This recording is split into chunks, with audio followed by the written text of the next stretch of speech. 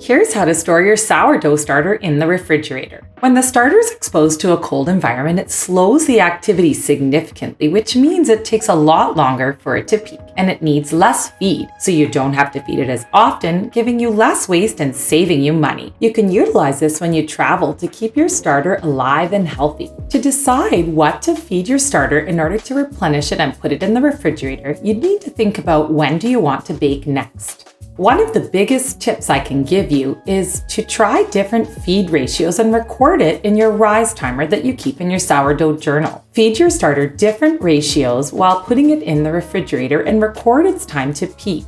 This way you can plan for exactly when you want your starter to reach its peak activity and when you want to bake. Or if you're going on a holiday, you'll know exactly what ratio to feed it in order to keep it alive and healthy while you're away.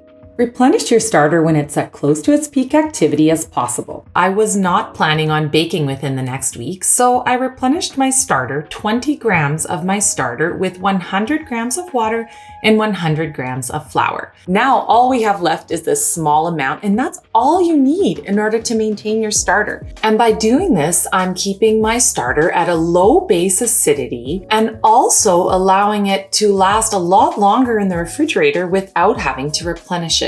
Mine lasts about a week in the refrigerator before it peaks, and then I pull it out and replenish it in exactly this way. You may find it takes a little longer or a little less depending on your starter's health and activity. Keeping it in the refrigerator kind of allows it to go to sleep. However, it does go through the food, so it still is active. So this is where you'll have to do a little thinking on how often you want to bake. If you'd like to bake in 2 days, for example, you may want to feed a smaller ratio of feed to starter. Putting your starter into the refrigerator is kind of like putting it to sleep. But do you like to go to sleep with a full stomach or an empty stomach? I don't like to either. So I leave the starter on the counter for about an hour after I've replenished it. Then I place it into the refrigerator. Kind of get it going a little bit, give it a chance to digest a little bit of the food, and then put it in. And I find that just makes it so much more successful.